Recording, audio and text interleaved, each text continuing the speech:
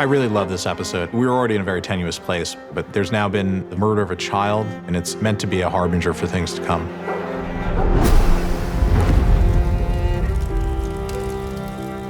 This is starting to become a pure Game of Thrones story now, where everyone's struggling with the legacy that they've been left by their parents.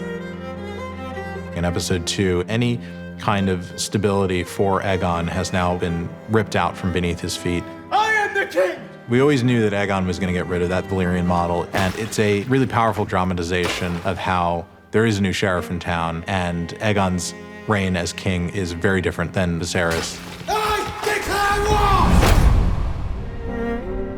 war! The aftermath is grief like you just never, ever want to experience. Aegon feels completely alone, like no one really understands or appreciates the pain he's in.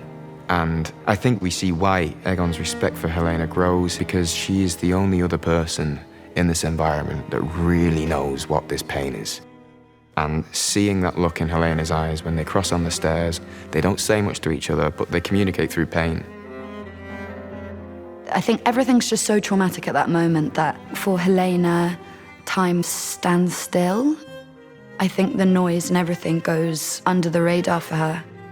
I think she's feeling it in the most raw and visceral way, because she's not angry over the loss of an heir, she's bereft over the loss of a child. After Blood and Cheese, Alicent is just completely devastated, and all she can think about is if she wasn't in bed with Cole, then maybe he would have been able to stop that horrendous murder.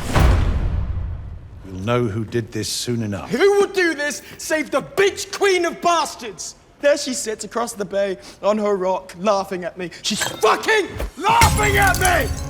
Otto doesn't think Rhaenyra is capable of it. He knows she's good, and he knows that's a weakness, and hopes to use that to his advantage.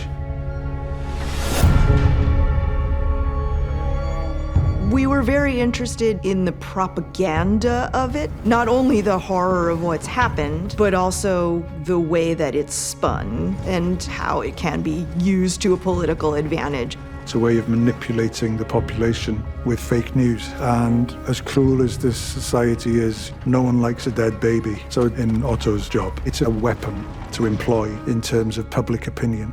Otto is forever the pragmatist, thinking about how to make the best of every possible situation. And it seems to me he's a character who's completely able to compartmentalize his emotions, and that makes him seem cold and calculating. But the child is dead. How can we use this to our advantage?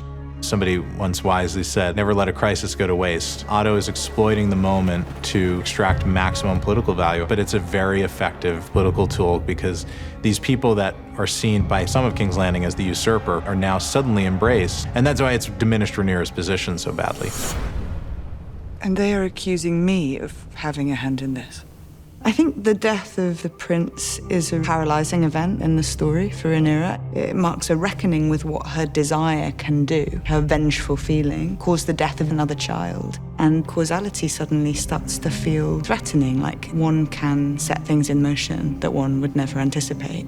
As for Daemon, I think she has never really trusted him wholly. I think the question will become how important that actually is. Like with anything between them, it's utterly complex. And the thing with Daemon is his sense of morality. Although it's perverted and mad, he thinks he's doing the right thing. Do you accept me as your queen and ruler? Emma and Matt are incredible actors. They really search for the feeling of a scene, and they find ways to really pace themselves through the scene so they're not coming in raging as might be their first instinct.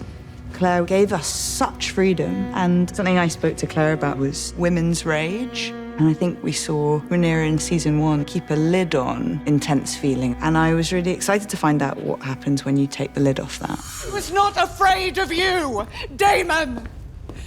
He could not trust you any more than I can trust you. They have a really interesting relationship, and we love writing for them. They have a connection that nobody else on the show shares. They are the same person almost in different bodies. The difference that Daemon was a man and gets to do whatever he wants. Father? And Rhaenyra has to wear a dress and stay cooped up in a castle, and so feels that frustration. At the same time, Daemon was the heir to the throne, and it was taken away and given to Rhaenyra. And there's just no way that you're not angry and resentful about that. And so we wanted to delve into the fact that they have a deep connection. They have each other's back, but we're not sure where they're standing and how everything's gonna play out in the end. I don't think she realizes how bad this is for her at the moment, because so much of her plan is wrapped up in the realm's assurance that, yes, Rhaenyra will be queen, but at least she has Daemon Targaryen at her side. And now she doesn't, and she will have to reap those consequences in the episodes to come.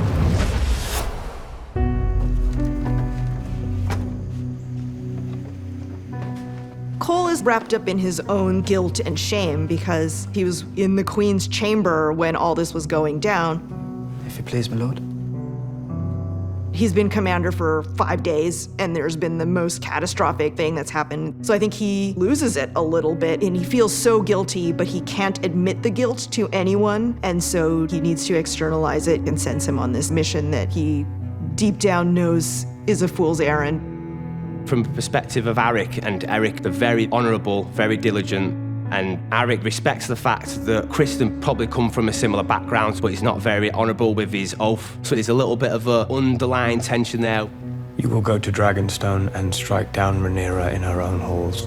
Arik thinks it's a terrible idea. The only things Arik and Eric had was duty and the love for each other, so it's putting those things together and making them choose. As you command. The Eric and Arik duel is a giant moment in Westerosi history, and of course Arik infiltrates the castle successfully, uses the uniform and the helmet that makes them all look alike to his advantage. We always love that moment of these two brothers who love each other more than anything also being set to kill each other, and there's a very American Civil War brother-on-brother aspect to it. Why are they doing this? It's because these nobles have decided that they're mad at each other, and now these guys have to battle it to the death. But Elliot and Luke are phenomenal in that scene. It was a really incredible moment on set. So, Eric. Believe me, I had no choice. Brother! We must have done over 30 hours of rehearsals on the fight scene. We wanted to put all our energy into it, and I feel like in the midst of the aggression of it, I think it should be quite a beautiful scene. And it was super emotional as well, and hopefully we can capture that for the audience anyway, because it'd be wicked if they could get a sense of how we felt on the day. I can hardly talk about the fight between Arik and Eric because it's heartbreaking, but it's an incredible scene. And I know it sounds completely opposite to it, but this is a love story. This is a story about how much these brothers love each other. So what are the questions? What are they saying to each other? Why is it so hard? It's because they love each other so deeply. So for me, this was a story about brotherly love like no other.